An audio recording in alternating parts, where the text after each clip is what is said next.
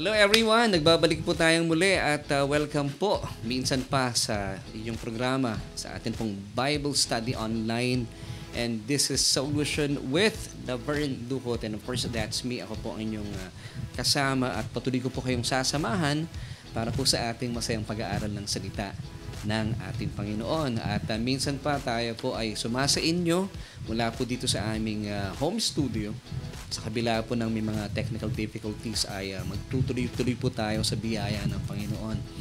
At naniniwala po ako na nagpapatuloy po kayong kasama namin at kung kayo po ay napapagpala at naniniwala sa ating programa, pwede po ba ako maglambing po sa inyo? Pakishare po yung ating gawain at nang sa gayon ay mapagpala po at marami po ang matuto sa ating mga pag-uusapan sa gabing ito. At patuloy po natin ipanalangin na wala na pong mga problemang technical ang maranasan natin. Nang sa gayon ay tuloy-tuloy po tayo sa ating pag-aaral ng salita ng Panginoon. Once again, dito po yan sa ating Bible Study Online. And this is Solution with Laverne Ducot. And of course, ako po iyon. At kung kayo po ay nanonood via Facebook page o kaya po sa ating YouTube channel, please don't forget to like, follow, share, and subscribe. And of course, do not forget to hit the notification bell so that you won't miss an episode sa atin pong pag-uusapan ngayong gabi. Alam niyo po, napapanahon at alam kong marami po sa atin na mapapagpala. Kaya naman tawagin na ang inyong mga kaibigan, kakilala at mga kapamilya dahil tinitiyak ko po sa inyo sa biyaya ng Panginoon. Tayo po ay maraming matututuhan sa ating mga pag-uusapan at ito po ay sadyang napapanahon. At ang atin pong katanungan na kung saan dito po iikot ang ating mga pag-uusapan ay ito: bakit kailangan pag-aralan ang tungkol sa mga hula o itong tinatawag ng mga prophecies patungkol sa mga sinasabi ng Biblia? Ano sa palagay mo? And of course, sa atin pong episode for tonight, it's entitled, Why Do We Have to Study End Time Prophecies? At bago po tayo magtuloy-tuloy sa ating mga pag-uusapan ay gusto ko munang batiin ang ilan po sa ating mga kasamang nanonood sa ngayon.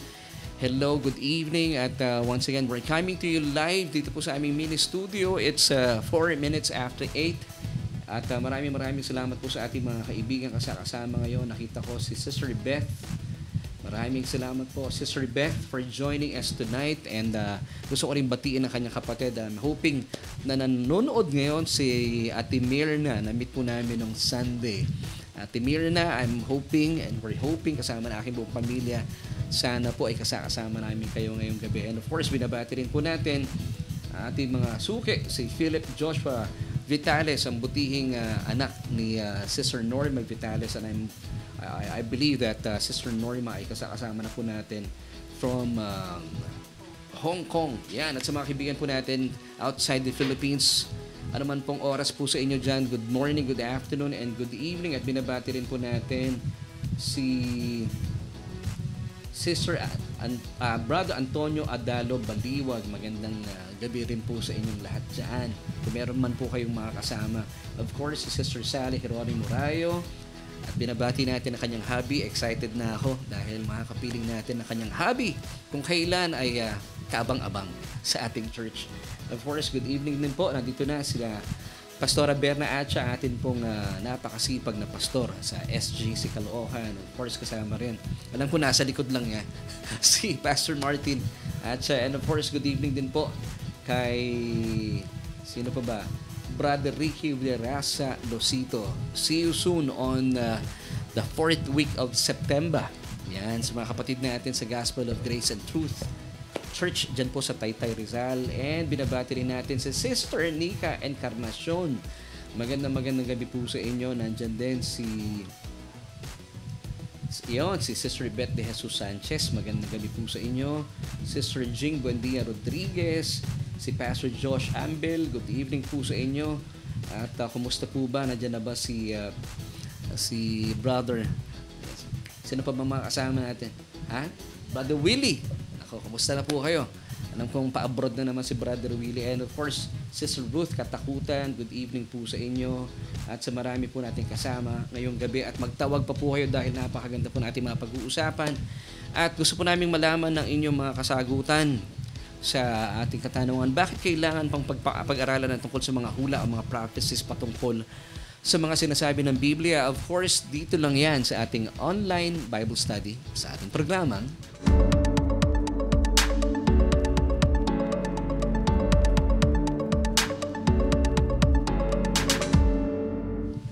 Muli po nagbabalik tayo sa ating programa and this is Solution with Laverne Duhot and that's me and that is my name. At para po sa ating mga kaibigan, kung kayo po ay first time sa ating programa, pakilagay naman po sa ating comment section hashtag first time or hashtag first timer dahil gusto po namin kayo makilala ng lubusan. And gusto ko rin batiin, meron pala tayong kaibigan at mga kapatid na nanonood from Canada, si Brother Alvin Portugal.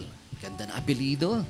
Talaga namang ganda talaga. So thank you po for joining us at salamat po at kayo po ay kahit na nasa Canada ay kasama po namin. At muli po binabati natin, nandiyan din si Sister Merly Estacion Pilapil. Kung di ako nagkakamali, ay nasa labas din siya ng Pilipinas. So maraming salamat po for joining us. Mapagpalang gabi rin sa iyo, Brother Alan. Si Rohano, kumusta na si Sister Andeng, si Uchua. Maraming salamat, Sister Andeng. At happy belated birthday po sa inyo. At kami po ay nakikigalak sa inyo. So once again, ang atin pong pag-uusapan, isang katanungan na usual, ang ating pong programa ay kilala sa Solution with Laverne Duhot. So solution, we're looking for solution sa ating mga soul kasi ito po ang kinakailangan po natin bigyan ng tugon. At ang atin pong katanungan ay bakit nga ba kailangan pang pag-aralan ang mga hula o mga prophecy na nakasulat sa Biblia? Ano sa palagay mo? Kung meron po kayong mga palapalagay, mga damdamin sa loobin hinggil po sa ating katanungan, malaya nyo pong itong ipahayag sa ating comment section. Now, bakit nga ba kinakailangan po natin pag-aralan o pag-usapan ang mga hula sa Biblia? Kasi marami po mga prophecies talaga na sa panahon natin sa ngayon, tila hindi na po nabibigyan ng panahon ng marami po sa ating, siguro, I would say, ilan sa ating mga sambahan. Pero sa katotohanan, hindi po talagang masyado napapag-usapan ng mga propesiya o mga hula sa Biblia. Pero importante nga ba na pag-usapan po ito? Well, the answer is a resounding yes because great part of the Bible ay patungkol sa mga propesiya o sa mga hula. Once again, great part of the Bible is about prophecies. Kaya po importante at naniniwala po ko napakahalaga na ito po ay pinag-aaralan, pinag-uusapan, nang sa gayon ay maunawaan at lubusang maintindihan na isang mananampalatayang kagaya ko at kagaya mo. Now, ano po yung mga benefits natin sa pag-aaral ng salita ng Panginoon na may kaugnayan sa mga hula sa mga huling panahon. Na isa-isayin po natin ito, bibigyan ko po kayo ng 7 mga benepisyo na kung bakit kinakailangan po nating pag-aralan, pag-usapan, at syempre pa, maunawaan at maintindihan ang mga hula na nakasaad sa Biblia ugnay po sa magaganap sa mga huling panahon. Una, sabi po kasi ng Biblia, ang taong nag-aaral ng mga propesiya o mga hula na nakasulat sa Biblia ay taong pinagpala at talaga namang nananagana sa pagpapala ng Diyos. Now, why do we have to study end-time prophecies of the Bible? Number 1, ito po yung unang benepisyo. Once again, gaya na sinabi ko kanina, because blessed, happy, prosperous, to be admired is he who reads and those who hear the words of the prophecy. So ito po ang isang mainam at numero 1 nating dapat isinasaalang-alang at sadyang may kaakibat po na pagpapala ang isang taong nag-aaral, nagbabasa, inaalam ang mga hula sa Biblia. At narito po ang mga patunay ng mga talata na ibibigay ko po sa inyo. Revelation chapter 1 verse 3. Blessed is he who reads and those who hear the words of this prophecy and keep those things which are written in it, for the time is near. Sundan pa po natin Revelation chapter 22 verse 7. Behold, I am coming quickly. Blessed is he who keeps the words of the prophecy of this book. So, napakainam pala talaga na isinasaalang-alang po natin bilang mga mananampalataya na binabasa natin, pinag-aaralan natin ang mga hula na nakasaad sa salita ng Panginoon. Dahil sadyang pinagpala po ang mga taong ito. Ibig sabihin, marami siyang alam, marami siyang kapahayagan na natututuhan. Nang sa gayon, bakit siya pinagpala? Hindi po siya na maiisahan at hindi po siya naiisahan ng kalaban. Amen. So that is number 1.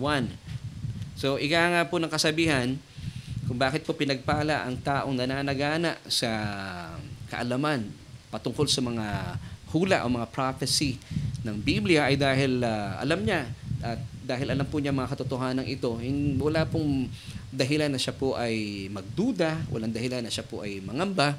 Dahil sabi nga po ng kasabihan, Bible prophecies were written not to scare us, but to prepare and excite us. Yan. I hope nakalagay po yan sa ating screen. Meron ba tayo yan sa screens?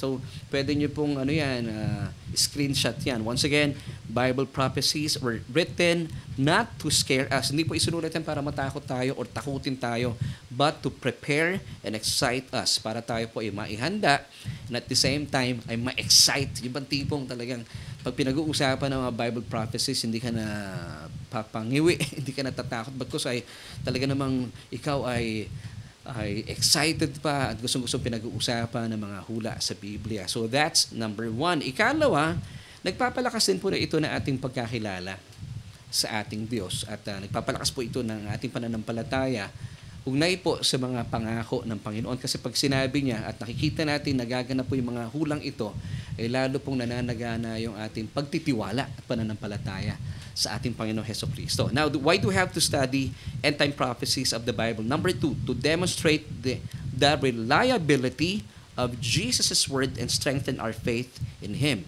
So, lalo po napapagyaman at nakikita natin na talaga namang reliable, mapapanghawakan ang mga binigkas ng pangako ng Panginoon. At kapag nangyayari po yung kanyang mga sinasabi, ay talaga namang nananagana ang ating pananampalataya sa Kanya. John chapter 14 verse 29, and now I have told you before it comes, that when it does come to pass, you may believe. Nagsasalita po dito mismo ang ating Panginoong Hesukristo. Basahin po natin sa Magandang Balita Biblia. Sinasabi ko na ito sa inyo bago pa man mangyari, upang kung mangyari na, ay manalig kayo sa akin. So ito po yung magandang nangyayari sa atin kapag tayo po ay nag-aaral at nagbabasa at pinag-uusapan ang mga hula na nakasaad sa salita ng Panginoon. So nakikita natin na talagang reliable ang mga pangako, ang mga binibitawang salita ng Panginoon. At muli po, na nanagana at napapagyaman na ating pananampalataya sa ating Panginoong Hesukristo. Now, that's number 2. Number 3, why do we have to study end-time prophecies of the Bible? It's to encourage believer to live a life full of hope. Kasi pag natututuhan po natin, napapag-alaman natin at napapag-aralan natin yung tamang pag-aaral at pagtuturo ng mga end-time prophecies, na-encourage po ang bawat mananampalataya na mamuhay na punong-puno ng pag-asa. Hindi po tayo namumuhay na nakayuko, nakasimangot, natatakot, nanlulupaypay, nanlulumo. Bagkus tayo po ay nakatingala. Bakit? Inaantabayanan po natin ang ating pinagpala na pag-asa o yung pag-asang punong-puno ng pagpapala, yung ating blessed hope, ika nga. So tayo po, end-time prophecies encourages believers to live a life full of hope. Titus chapter 2 verses 13 to 14. Looking for the blessed hope and glorious appearing of our great God and Savior Jesus Christ, who gave Himself for us that He might redeem us from every lawless deed and purified for Himself His own special people, zealous for good works. At ang maganda pa po dito, tayo po, dahil maalam tayo sa mga end-time prophecies, hindi nga po tayo nakayuko, nalulumo o nalulupaypay bagkos tayo po ay nakatingala. At dahil naniniwala tayo na malapit ang dumating ang ating pinagpalang pag-asa, tayo po ay nananagana sa paggawa ng kabutihan. Ika nga ng Panginoon ay, of course, tayo mga naghihintay sa Kanya. Sabi niya, hindi na po kayo titigil sa inyong mga ginagawa. Occupy till I come. So, kung ano man po yung mga ginagawa natin, ipagpatuloy po natin ito. Kung kayo po ay nasa ministeryo ng simbahan o ano man po ministeryo kayo inilagay ng Panginoon, tayo po ay maging magsumigasig pa, pagpatuloy natin ang ating paggawa ng kabutihan dahil nag-aabang tayo sa talaga namang napakagandang pagpapala sa hinaharap, ang atin pong pinagpalang pag-asa. So once again, it encourages believer to live a life full of hope. So that's number 3. So number 4 na po tayo.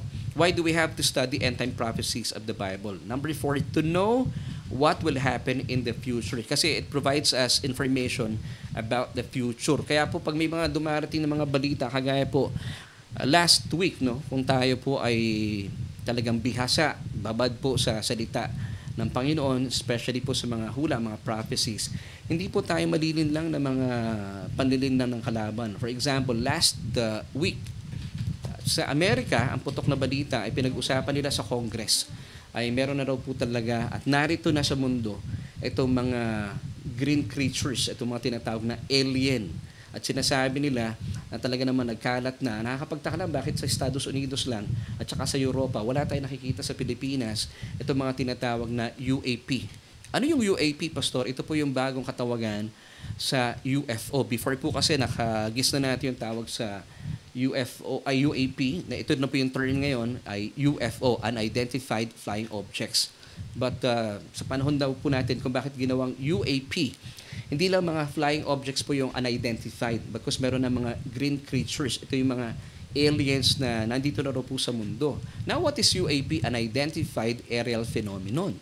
Kung kayo po ay hindi nagbabasa, nag-aaral ng mga end-time prophecies, pwede tayong maniwala sa mga kasinungalingan ng kalabang ito. Now, personally, I believe kung bakit po lumalabas yung mga ganitong balita, it's because malapit na nga po ang pagdating ng Panginoon para tayo po ay sagipin mula sa bagsak na kalagayan ng mundong ito. Now, bakit po naglalabas ng ganitong mga balita ang mundo? Itong mga tinatawag na miyembro ng kabal o yung sa Amerika ay nasa deep state because they want to give the world a reason pag wala po tayo sa mundong ito, sasabihin nila, kinuha ng mga aliens yan. Now, kung kayo po ay bihasa at talaga namang babad sa salita ng Panginoon at alam po natin itong mga end-time prophecies, hindi natin bibilhin yung mga kasinungalingan ng kalaban na meron po mga aliens. I believe this is demonic. Hindi po ito galing sa Diyos. Ito po, of course, kasinungalingan ng tao, nagpapagamit ng tao sa kalaban para mapagtakpan ang katotohanan na pag tayo po'y nawala na sa mundong ito, when the rapture will take place, meron silang dahilan at hindi po magtanong ang maraming tao. So number 4, ang dahilan po natin to know what will happen in the future. So ibig sabihin, bakit po tayo nag-aaral ng salita ng Panginoon ugnay sa mga hula? Dahil it provides us yung information about the future. Now let me give you these verses. 1 Thessalonians chapter 4, verses 15 until 18. Ako, napakaganda po ng mga talatang ito. For this we say to you by the word of the Lord. So sabi na Apostol Pablo dito sa mga kapatiran sa Ephesus, ito po ay sinasabi namin sa inyo, hindi galing sa mga salita ko, sabi ng Apostol Pablo, ito po ay galing mismo sa salita ng Panginoon, that we who are alive and remain until the coming of the Lord will by no means precede those who are asleep. Verse 16, for the Lord Himself, wow, ang Panginoon daw po mismo will descend from heaven with a shout, with a voice of an archangel, and with the trumpet of God, and the dead in Christ will rise first. Wow! So ang Panginoon po mismo will descend from heaven. Saan po siya pupunta? Katatagpuin po tayo mga ikakasal sa Kanya saan sa alapaap. Tuloy po natin ang pagbabasa. Verse 17, this time still with 1 Thessalonians chapter 4, then we who are alive and remain shall be caught up together. Yung pong word dito na caught up ay harpazo, rapturo sa wikang Latin. Caught up together with them. Yung them po dito yung mga unang mananampalatayang mga kamag-anak po natin na tumanggap sa Panginoon. Magkakaroon po ng grand reunion sa kalangitan in the clouds to meet the Lord in the air. And this is good news. And thus, we shall always be with the Lord. So pag nangyari na po ito, hindi na po tayo mawawalay pa sa Panginoon forever and ever. And that's the good part of it. Kasi hindi rin po maganda pumunta ng langit pag wala ang Panginoon. And then verse 18 tells us, therefore, comfort one another with these words. So kapag tayo pinag-aaral ng mga end-time prophecies, it gives us information, it provides us itong mga revelation about the future happenings. So hindi tayo pwedeng linlangin ng kalaban because ang mata natin wala sa alien. Hindi po totoo yun. Ang mata po natin nasa ating Panginoong Hesukristo. At alam niyo po, nakakatuwang isipin din, at the same time nakakalungkot. Dahil, alam niyo po ba, I think, kailan tayo nagpunta ng Katiklan? Ay, mga 3 weeks ago na, Narinig ko to sa local news sa Channel 7. At binalita rin po to international na nagsalita po yung United Nations Secretary by the name of Antonio Gutierrez. Alam niyo po, meron po siyang good news. Ang good news, wala na po daw ang mundo, wala na sa era of global warming. Ang mundo raw po ay nasa era na ng global boiling. Naku, hindi po magandang balita yun. Kaya pala, sobrang init. So gumagawa na naman ng kasaysayan ng mundo na talaga namang umaangkop sa mga hula na sinasabi ng Biblia na sa darating na mga panahon, ang mundo po ay hindi papaganda ng papaganda. Lalo po itong papasama ng papasama. But the good thing, even though this world is getting darker and darker, but ours is getting brighter and brighter. Bakit po? Kasi nakikita po natin talaga namang mapanghahawakan po natin ang salita ng Panginoon. So, once again, gusto ko lang pong basahin itong last part ng 1 Thessalonians 4, verse 17. Then, ito po yung magandang part dito, we who are alive and remain shall be caught up together with them in the clouds to meet the Lord in the air, and thus we shall always be with the Lord. Therefore, comfort one another with these words. Alam niyo po, ito po mga nararanasan natin na sinasabi nila that the earth is now in the era of global boiling. Now, ito po'y umaangkop at talaga namang umaagree sa sinasabi po ng mga hula ng Biblia. Papangit po ng papangit ang mundo, and that's why malapit na po tayong kunin ng Panginoon through the rapture of the church. Tayo po yung church. And thus, we shall always be with the Lord. Now, sabi po ng verse 18 ng 1 Thessalonians, kapag nangyayari po yung mga bagay na ito, comfort one another with these words. Huwag daw po tayong manlulupay-pay because lalo pa tayong ma-excite at lalo po tayong maging zelo sa pagbabahagi ng salita ng Panginoon. Nang sa gayon, mas marami pang tao ang makarinig na ebanghelyo at mas marami pang tao ang maligtas. So that's number 4. It provides us information about the future happenings. Dito na tayo sa number 5. Why do we have to study end-time prophecies of the Bible? Number 5, to know God's prophetic timeline. Now, 1 Thessalonians 1, verse 10. And to wait for His Son from heaven, whom He raised from the dead, even Jesus who delivers us from the wrath to come. Kasi po, kapag hindi natin alam ang tunay na prophetic timeline ng Diyos, abay, marami pong nalilito. At mamaya po ipapakita ko sa inyo yung prophetic timeline ng Diyos para hindi tayo malito. That really, indeed, and praise God, hindi po tayo kasama na makakaranas at hindi po tayo daraan sa tribulation period and even sa great tribulation period. Kasi po yung first 3.5 years ng 7 years ng tribulation, ito po yung tinatawag na tribulation period. And then, pagkalipas po ng first half, yung susunod na 3.5, ang tawag po doon ay Great Tribulation. Wala na po doon ang mga mananampalataya. Now, susundan ko pa po at sususugan ko pa na isa pang verse para patunayan at talaga naman bigyan po ng matibay na sandigan at talagang hindi po tayo kasama at hindi na po natin daraanan at hindi na po natin mararanasan ang tinatawag na dakilang kapaghatian. 1 Thessalonians 5, verse 9. For God did not appoint us to wrath. Hindi raw po tayo itinalaga ng Diyos para maranasan ng kanyang puot, but to obtain salvation through our Lord Jesus Christ. Now, let me give you yung atin pong prophetic timeline. Kuya Aves, pakilagay nga yung ating prophetic timeline ng Diyos para hindi po tayo nagugulumihanan, hindi tayo nagdududa. Tayo po sa panahon natin sa ngayon, as you see sa atin pong sa ating screen, tayo po ay tinatawag na church age. Ito po yung ating present time. And then, anytime soon, wala na pong prophecies na hinihingi ang rapture. It will happen anytime soon because this is an imminent event. Ibig sabihin, wala na talagang hinihingi pang prophecies. It can happen, ito po habang nagsasalita ako, o baka pagkatapos po ng Bible study natin, or maybe bukas, o baka naman sa isang linggo. Anytime it can happen. And then, pagkatapos po ma-rapture po ng church, pag sinabing rapture, ito po yung pagbaba ng Panginoon that Jesus is coming for His church, for His saints. Tayo po yung church. Actually, for His bride, tayo po ikakasal sa Kanya. So tayo po, gaya na binasa ko kanina in 1 Thessalonians 4, verse 17, then we who are alive and remain shall be caught up together with them in the clouds. So kakatagpuin po tayo na ating Panginoon with our beloved relatives na mga mananampalataya doon po sa alapaap. Katatagpuin tayo. And then, dadalhin na po tayo ng Panginoon sa Kanyang piling. And thus, we shall always be with the Lord. Akit po tayo sa kaharian ng Panginoon for 7 years. Grabe, napaka-engranding kasalan po magaganap bilang ating bridegroom, ang ating Panginoong Hesukristo, ikakasal po siya sa atin. Tayo po yung bride. Amen.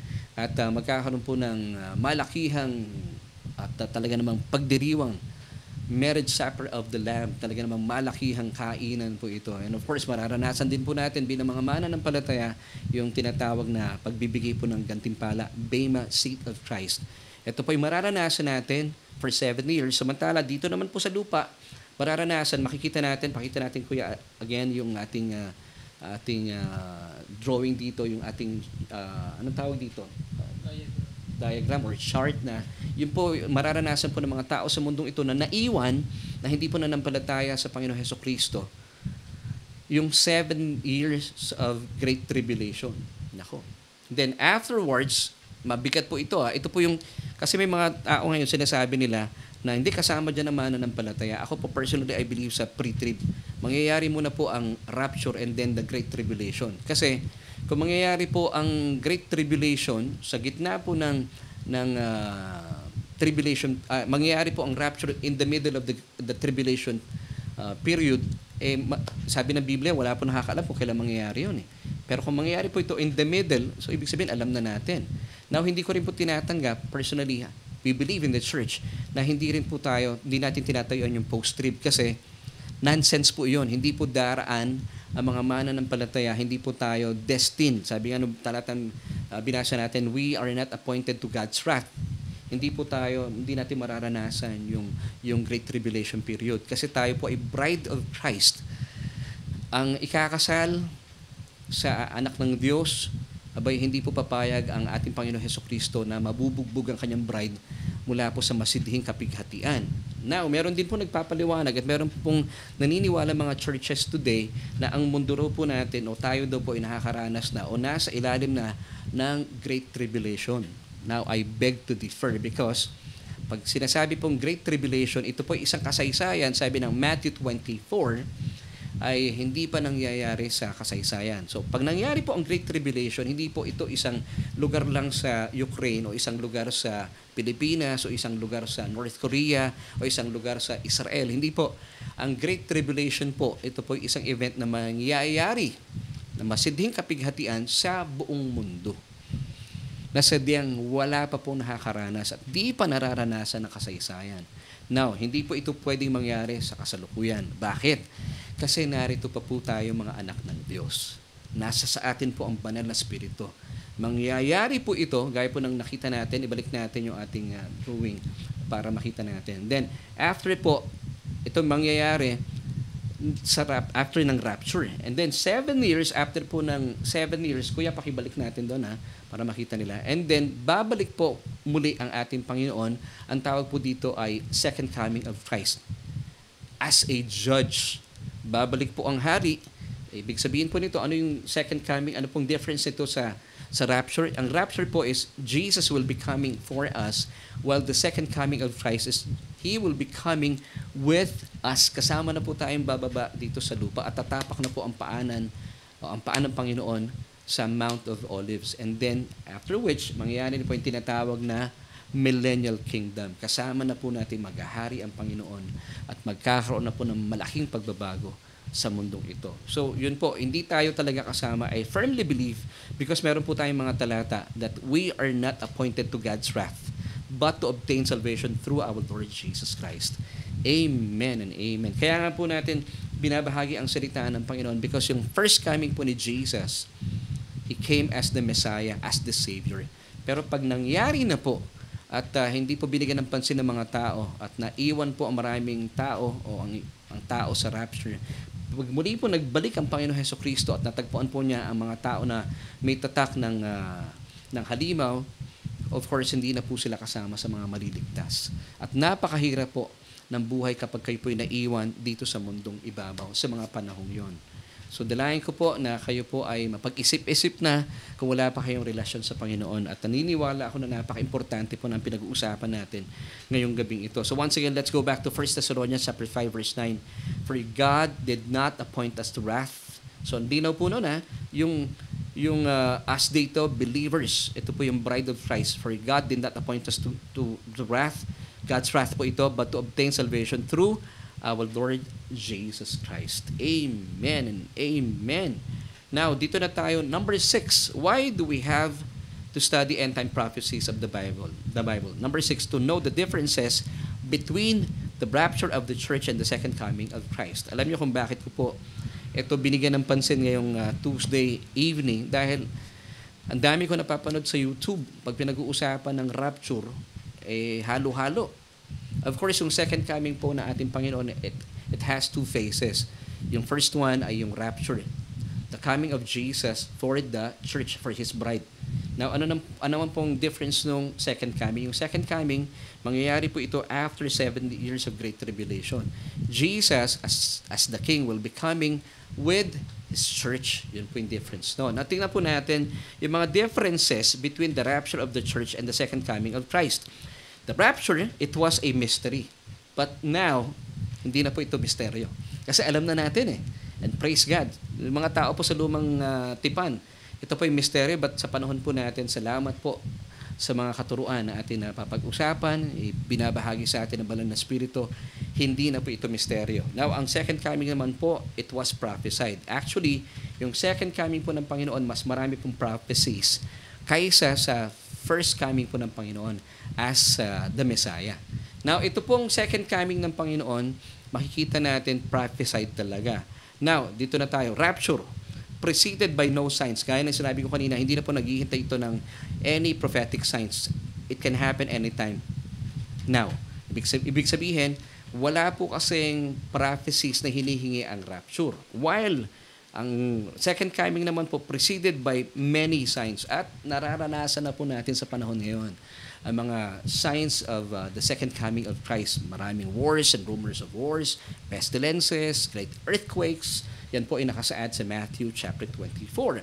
The rapture, Christ comes for His saints. Gaya ng sinabi ko kanina, that Jesus will be coming for us, for His bride, for me and for you, kung kayo po isang mananampalataya na. While the second coming of Christ, He will come with His saints. Kasi nga po, sinama na tayo ng Panginoon sa rapture, sa Kanya po muling pagbabalik, yung second coming, kasama na tayo pababa dito sa lupa. At tatapak na po ang Panginoon, ang Kanyang mga paa sa Mount of Olives. Now, dito na tayo sa rapture. Believers will depart from the earth. So tayo po ikukunin mula sa mundong ito, tatangayin na po tayo ng Panginoon in just a twinkling of an eye. Mabilisan po ito sa isang kisap mata. While ang second coming of Christ naman, unbelievers are taken away from the earth. So that's the big difference. Dito po tayo, let's go back sa rapture. Ang rapture po, Christ claims His bride. While the second coming of Christ, Christ comes with His bride. Now dito tayo po, balik tayo sa rapture. It will happen in the clouds, while the second coming will happen on earth. Let's go back to rapture. Christ comes to reward believers. Ito nga po yung bema seat of Christ. While yung naman po, pagbabalik ng Panginoon sa ikalawang pagkakataon, Christ comes to judge unbelievers through the great white throne.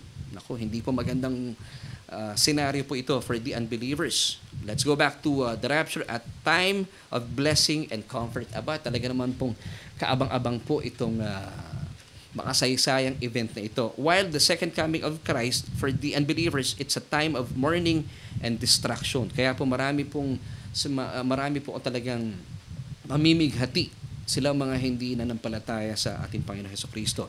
Rapture, it involves believers only. Kasi tayo lang po ang makakaranas po nito, mga mananampalataya. While sa second coming naman po involves Israel and the Gentile nations. Now, ang rapture po, gaya na sinabi ko kanina, it will occur in a twinkling of an eye that only believers will see Christ. Samantala, ang second coming naman po, the entire world will see Christ as He comes. Wow. Now, kung paano po yun, I believe it's through the internet. Nakikita po na maraming tao. Di ba ngayon, mabilis mabalitaan ng tao mga nagaganap sa iba't ibang panig ng daigdig. So, hindi na imposible po ito mangyari sa ating kapanahunan. Now, the rapture, last one, after the rapture, the tribulation begins. Yung second coming naman po, after the second coming, the millennium begins. Maghahari na po ang Panginoon sa lupang ito. Kasama po tayo mga mananampalataya at nagtitiwala sa Kanya. So that's number 6. Para po maintindihan natin yung big difference ng rapture of the church. This will happen soon. Wala na po itong prophecies na hinihintay now. At maintindihan natin yung malaking difference ito sa second coming of Christ. Na ito po ay marami pong hinihingi mga prophecies na nakikita po natin it happens sa panahon natin. Nakasulat po ito sa Matthew 24. Wars and rumors of wars, great earthquakes, pestilences, nangyayari po yan. Hindi po ba? Now dito na tayo sa number 7. Why do we have to study end-time prophecies of the Bible. To answer the question, ito, importante. Will Christians go through the Great Tribulation period? Kasi po marami po sa ngayon ang hindi po talaga gaanong sigurado sa kanilang buhay. And I believe marami mga mananampalataya sa ngayon ang nagkakaroon po ng sobrang kalungkutan, takot, or depression, I would say. Alam niyo kung bakit? Kasi marami po sa mga katuruan ng Biblia ang hindi po talaga na ituturo sa maraming simbahan sa ngayon. And I believe kapag hindi po malinaw sa atin ang mga katuruan ito, especially ang end-time teachings, pag hindi po ito maayos na ipapahayag sa mga mananampalataya, nagiging dahilan pa po ito na nagkakaroon po ng lungkot at takot ang maraming mananampalataya. Alam niyo, marami po mga sambahan sa ngayon ang hindi na po gaano nagtuturo ng mga hula o mga end-time teachings because meron po silang iba't ibang dahilan. Meron ako nakausap, sabi nila, kasi pag pinag-uusapan namin ito sa church, pastor, nagiging sanhi ito ng pagkatakot ng maraming mananampalataya. Di ba, meron tayong mga nakakausap na ganon. And then, meron din po akong nakakausap, sinasabi nila na kaya hindi namin pinag-uusapan ito, pastor, sa aming church. Nagiging cause pa ito ng yung pagkakabahabahagi, nagkakaroon ng division. Now, sa amin pong church, pinag-uusapan namin ito. And by the way, ang tayo po namin, we believe in pre-trib. Naniniwala po kami, ang church namin, I believe, binanggit ko po ito kanina, naniniwala po kami na mangyayari muna yung rapture. Kaya po pinakita natin kanina dun sa drawing natin, dun sa ating chart kanina na I believe with all my heart na pre-trib talaga. Mangyayari muna ang rapture and then the Great Tribulation will happen. Tatanggalin muna dito ng Panginoon sa mundong ito, pabagsak na ang mundo Papasama na ng papasama ang kanyang mga anak ng sa gayon. Pag binuhos na ng Diyos ang kanyang puot at galit, wala na po dito ang kanyang mga anak. Kasama niya, nagdiriwang sa kanyang piling. Now, gaya po ng binabanggit ko kanina, nakakalungkot, Ang gandang pag-usapan po nito. Pero, yun nga po, gaya po ng ilan sa mga na-interview ko mga churches, hindi na nila pinag-uusapan. Una, reason nila, sa akin po mga karanasan ng pagtatanong, nagkukos daw po ng takot. Sabi ko, bakit? Dapat hindi. Yung reason naman pangalawa, nagkukos daw po ng division sa kanilang church. Kaya, minabuti na lang po ng maraming simbahan sa ngayon na hindi na lang po pag-usapan, hindi na lang po ituro sa kanilang mga minamahal na miyembro ang patungkol po dito. Now, tuloy, ang isang mananampalataya natatakot na pag-usapan po ito. Now, alam niyo po, totoo naman po, hindi ko maipagkakailano, totoo naman po nakakatakot talaga ang katuruan ng end-time teaching para po sa mga unbelievers. Hindi po sa ating mga mananampalataya. Ito po ay talagang nakakatakot. Kaya nga po dapat yung takot na ito ay maging dahilan na lang na sila po ay magkaroon ng pagbabago ng isipan. Bakit nakakatakot? Basahin natin ang Philippians 3:19. Whose faith is destruction, whose God is their belly, their worldly appetite, their sensuality, their vanity, and whose glory is in their shame, who focus their mind on earthly and temporal things. Nakakatakot po ito for people na wala pong relasyon sa Panginoon. Pero, ang mga end-time teachings about the rapture of the church, hindi po ito nakakatakot for us believers bagkus ito po ay isang nakaka-excite, kapanapanabik na katuruan. At ito po dapat po natin pinag-uusapan. Bakit ito po nagbibigay sa atin ng pag-asa at kagalakan. Amen.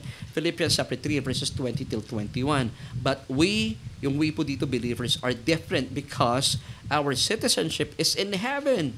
Now kung tayo po'y tagalangit, maganda po pag-usapan yung ating pupuntahan, hindi po ba?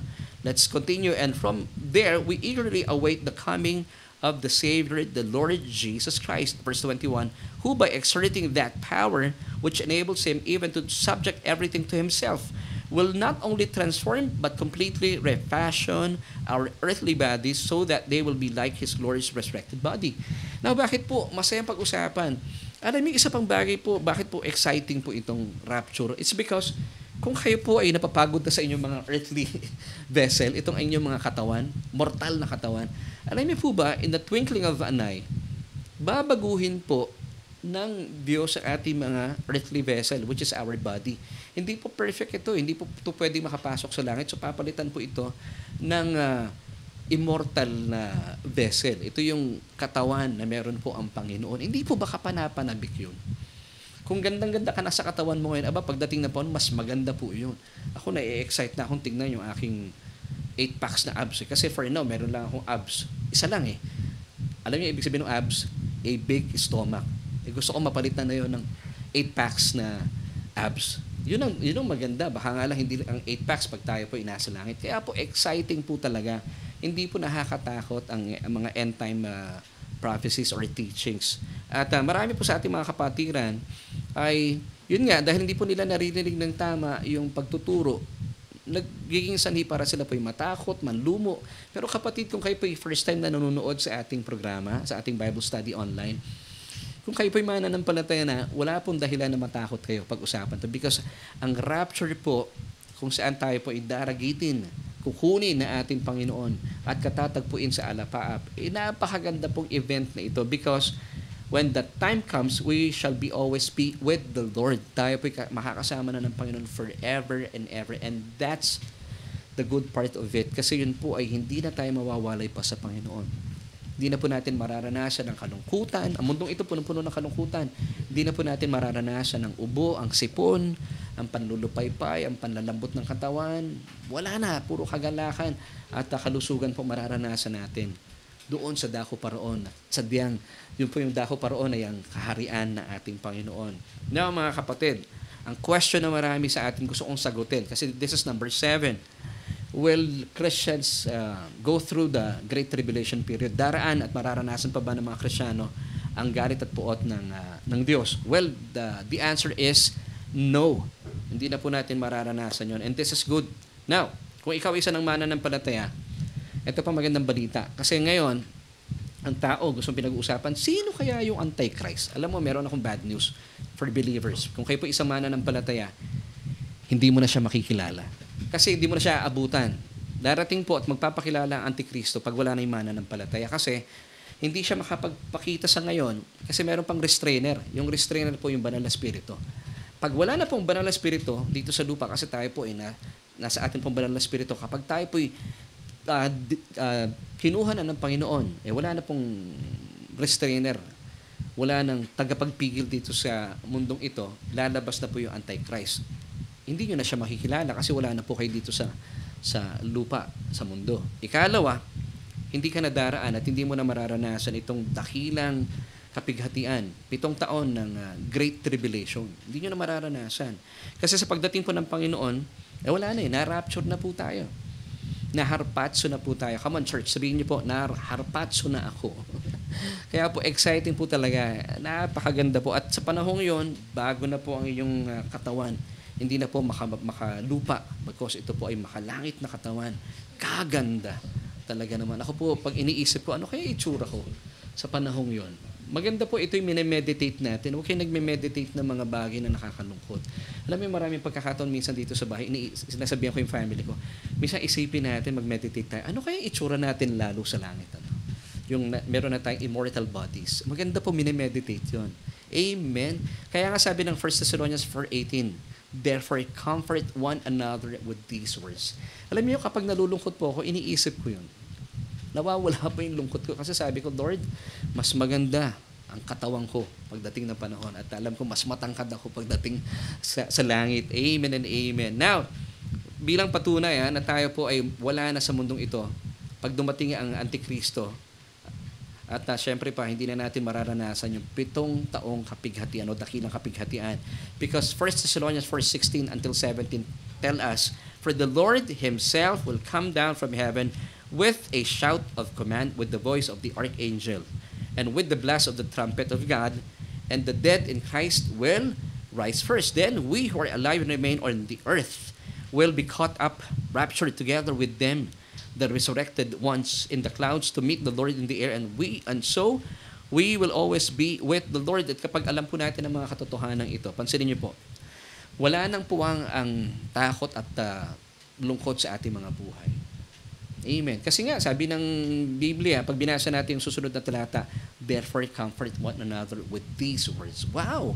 So maganda po, ito yung ating minimeditate sa ating mga buhay. Kapag nakakabalita kayo ng mga balitang ET, extraterrestrial, mga aliens. Aba, hindi po totoo yun. Ang aabangan natin yung ating blessed hope. Amen. Titus 2:13. Looking for the blessed hope and glorious appearing of our great God and Savior Jesus Christ. Kaya hindi po nakakatakot pag-usapan at pag-aralan ng mga end-time prophecies. Totoo lang. Kung nakakatakot po ito, bakit pa sasabihin ni Pablo ito? Now, let me give you para po makita nyo sa screen. 1 Thessalonians 4:18. Kung nakakatakot po ang mga pagtuturo at pag-aaral sa rapture, bakit pa sinabi ni Pablo to? Sabi nga sa Tagalog, kaya nga palakasin ninyo ang loob ng bawat isa sa pamagitan ng mga aral na ito. Kung nakakatakot po ang rapture. Now, kung ang rapture po ay magaganap in the middle of the Great Tribulation, na sinasabi nila mararanasan daw ang dakilang kapighatian kasi sa panahong ito, para maligtas ka, kailangan mong pugutan ng ulo. O kaya naman, yung mga naniniwala sa post-trib, kung totoo pang pinapaniwalaan nyo na mararanasan na mananampalataya ang dakilang kapighatian, daraan siya sa masidhing pagdurusa dahil na naniniwala sila sa post-trib, paano mo i-comfort ang kapwa mo mananampalataya? Pwede mo bang sabihin sa kanya, uy kapatid, grabe, nakakainganyo, no? Sino kaya ang unang pupugutan sa atin ng ulo? May inganyo po ba kayo? Mako-comfort ba kayo pag ganun po ang sinasabi sa inyo ng mga kapatiran, pinag-uusapan nyo? Ay kapatid, excited na ako na mapugutan ng ulo sa panahon ng tribulation. It doesn't make sense. Kaya nga po ang tinatayuan natin, pre-trib, raptured first and then Great Tribulation, wala na po tayo nun. Amen and amen. So ang good news po, tayo pong mga mananampalataya, hindi po natin mararanasan ang dakilang kapighatian ito. Now, basahin ko po sa inyo mga talatang ito. 1 Thessalonians chapter 1 verse 10, sa magandang balita Biblia. At talagang napakagandang balita po nito at maghintay sa pagbabalik ng kanyang anak mula sa langit. Ito'y si Jesus na muli niyang binuhay, na siya rin nagliligtas sa atin sa darating na puot ng Diyos. I pray na naging malinaw po sa atin ang mga katotohanan ito. Isa pa, 1 Thessalonians chapter 5 verse 9, sa magandang balita Biblia. Hindi tayo pinili ng Diyos upang parusahan. Sino po yung tayo dito? Tayo mga ikakasal sa bugtong na anak ng Diyos, kundi upang iligtas pamagitan ng ating Panginoong Hesukristo. Now, bakit hindi po natin mararanasan ang mga paghahatol na ito? Bakit? Because once upon a time, 2,000 taon na nakakalipas, lahat po ng kaparusahan, lahat ng sakit, lahat ng pagdurusa ay inangkin po ng ating Panginoong Hesukristo sa kanyang katawan. Lahat po ng hatol ay ibinunton ng Diyos sa kanyang katawan, which, of course, Jesus did not deserve, so that today and forevermore, hindi na po natin mararanasan ang anumang guilty verdict, because sabi nga ng Romans 8 verse 1, there is therefore now no condemnation. Condemnation, guilty verdict for those who are in Christ Jesus. So kung kayo po nakipag-isa na kay Kristo Jesus, no more guilty verdict, no more punishment. Wow! Wow talaga. 1 John chapter 2 verse 2.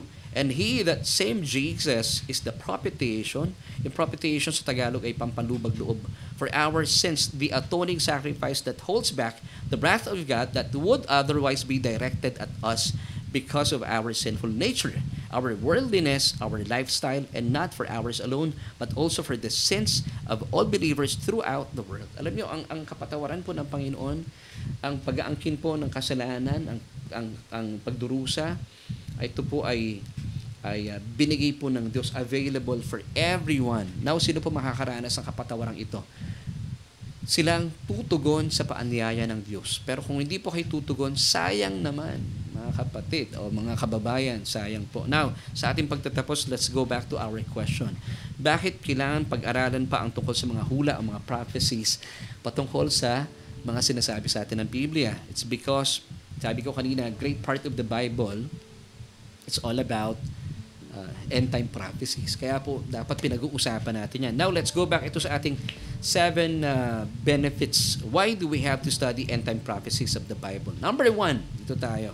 Because blessed, happy, prosperous, to be admired that he reads and those who hear the words of the prophecy. Number 2, why do we have to study end-time prophecies of the Bible? To demonstrate the reliability of Jesus' word and strengthen our faith in Him. Sabi ng Panginoon, kasi pag sinabi ko ito ngayon at nangyari sa hinaharap, kayo ay mananampalataya at maniniwala sa akin. Number 3, bakit kinakailangan po natin pag-aralan ng mga end-time prophecies of the Bible? to encourage believer to live a life full of hope. Kasi pag nararanasan po natin ang mga kaguluhan sa mundong ito, hindi tayo naapektuhan because nakatingin tayo sa isang buhay na punong-puno ng pag-asa dahil nakatingala tayo, inantabayanan natin itong ating pinagpalang pag-asa. Number 4, why do we have to study end-time prophecies? To know what will happen in the future. Para hindi po tayo pwedeng isahan ng diablo kasi alam po natin ang katotohanan. And number 5, to know God's prophetic timeline para hindi po tayo nalilin lang ng mga propetang lumalabas sa ngayon kasi nakikita ko yung propetang nakakulay orange na maraming tao nalilin lang nito eh.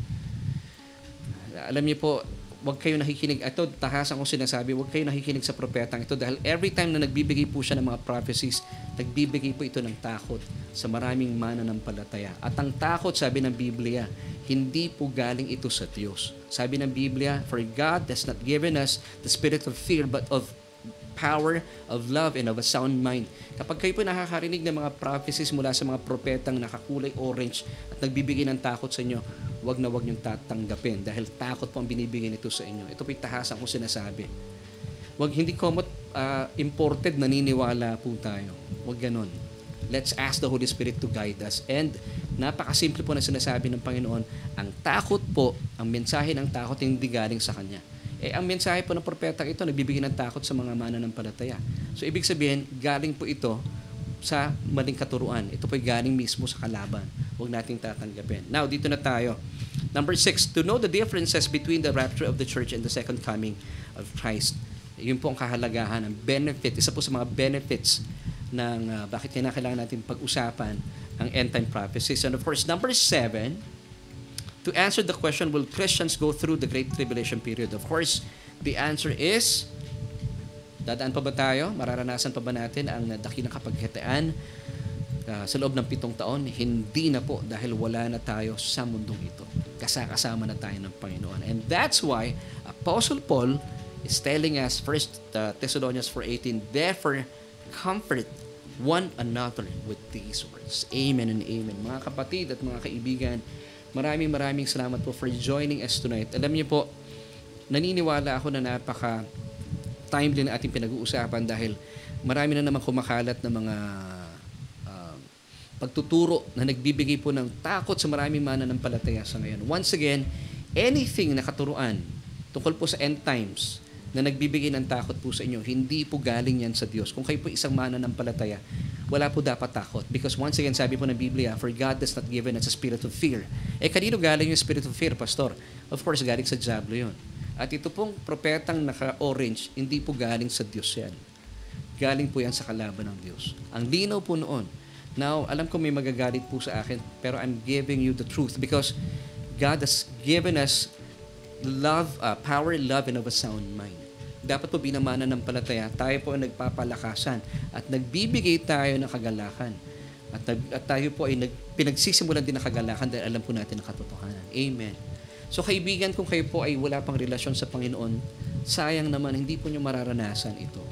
At naisin po ng Panginoon na kayo po ay makasama niya kapag tayo po ay ang kanyang mga anak ay kunin na niya at katagpuin na ng kanyang bugtong na anak doon po sa alapaap. Siguro ang tanong niyo, Pastor, gusto kong makasama doon. Well, kaibigan, yan po ang pinakamagandang desire na meron po kayo sa inyong puso. If you want to be part of the rapture of the church, if you want to experience ito pong magandang kasaysayang ito, all you have to do, just pray this prayer with me. Kayo po ay maglalagak ng inyong pananampalataya sa Panginoon. At maniniwala na siya po ay nabuhay mula sa mga patay. Nang sa gayon, kayo po ay maligtas. Just by following this prayer na akin pong bibigkasin. Buksan po natin ating mga puso. Pwede po ba yun? Sige po, pray po tayo. Sabihin niyo po ito, O Diyos, kinikilala ko na ako'y walang lakas at kakayahan na iligtas sa aking sarili. Kaya naman, Jesus, naniniwala po ako at nananampalataya po ako sa inyo na sa inyong mga pagdurusa at kamatayan, pinawi na ang lahat na aking mga kasalanan. At dahil dito, naniniwala din po ako na kayo po ay hindi na natiling patay pagkos ay nabuhay makalipas ng 3 araw. Bilang patunay na ako nga po ay matuwid na sa iyong harapan. O Diyos, aking Ama, salamat po sa iyong kaloob na kaligtasan dahil ang aking pangalan ay nakasulat na sa aklat ng buhay. Amen at amen. Kung kayo po ay sumunod sa napakasimpleng panalangin ito, Of course, hindi lamang po ninyo binigkas ang inyong mga labi because nagmumula sa inyong puso. Manampalataya po kayo, ligtas na kayo. And gusto ko naman pong kausapin ngayon at ipanalangin, ikaw kaibigan, kung kayo po ay nabuksan na inyong kaisipan at napagtanto po ninyo, you have come to realize na hindi naman pala nakakatakot pag-usapan ng end-time prophecies because ito po yung nagbibigay po sa atin ng kagalahan. Kaya nga sabi ng Apostol Pablo, magpalakasan kayo, therefore comfort one another with these words. So kung kayo po ay nabuksan ng kaisipan, please paki-share po itong broadcast natin sa mga kakilala nyo, mga kaibigan ninyo kasi po nagkalat na naman ang mga end-time teachings sa ngayon na nagbibigay ng takot sa maraming tao, especially sa mga mananampalataya. Hindi po ito kalooban ng Diyos. Ang kalooban ng Diyos, tayo po ay mabuksan ng kaisipan at pag nabuksan ating kaisipan, ang mararanasan po na ating isipan at ng ating puso ay pawang kalakasan, power, pagmamahal, love, and sound mind, maayos na disposisyon. Amen. So I would like to pray for you. Kaibigan, let's pray. Aming Diyos, salamat po sa pagkakataong ito na kami po ay binigyan mo ng pagkakataon para mabuksan na aming isipan sa katotohanan ng iyong salita. Na sadyang hindi po nakakatakot pag-usapan ng iyong mga hula na sadyang nangyayari na po ito sa aming kapanahunan bilang patutuo at patunay na kayo po ay tapat sa inyong mga salitang binitawan. At dalayan ko po, O Diyos, magsilbi po itong kalakasan at magpalakas pa sa aming pananampalataya at magbigay po ang aming mga pinag-usapan, maging sanhi po ito na lalo pang managana sa amin ng kagalakan, ng kapayapaan at ang iyong biyaya. Salamat po. Ito po ang aming panalangin sa matamis sa pangalan na aming Panginoong Jesus. Lahat po tayo magsabi ng Amen and Amen.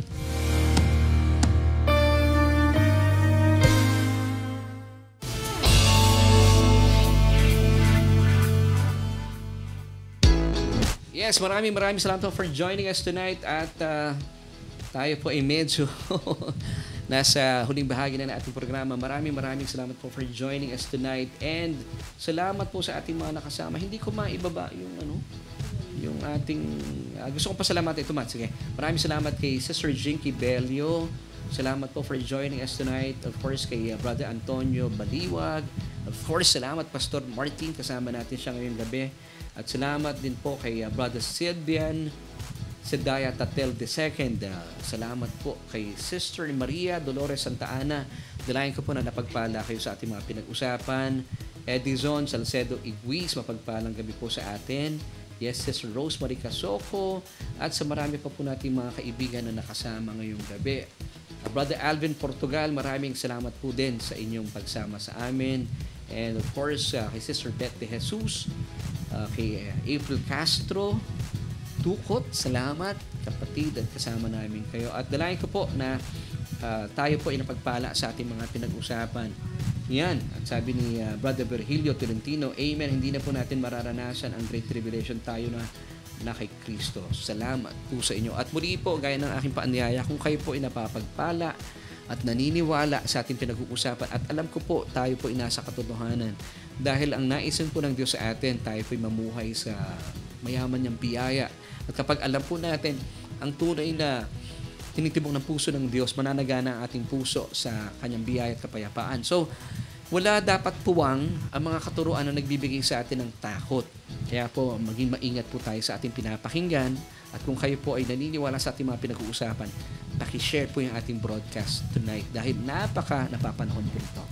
At sa ngalan po na aking buong pamilya, we like to say thank you mula po sa aming mga puso dahil natutuwa po kami kayo po ay lumalago sa salita ng Panginoon at sama-sama po tayo mag-aral ng mayaman at nananaganang salita ng Panginoon. And meron tayong gustong ipahabol dito. And sabi ni Sister Janice P. Benito, thank you, Pastor, for clarifying everything. Napakasarap isipin ang pangako ng Panginoon sa kanyang mananampalataya. Well, Sister Janice Benito, maraming salamat po. Kayo po ay talagang mahal na Panginoon. Amen. At sa atin pong pagtatapos, iwan ko po sa inyo ang 3 John chapter 1 verse 2. Beloved, ikaw yan, I wish above all things that you may prosper and be in health, even as your soul prospers. Amen. See you next week.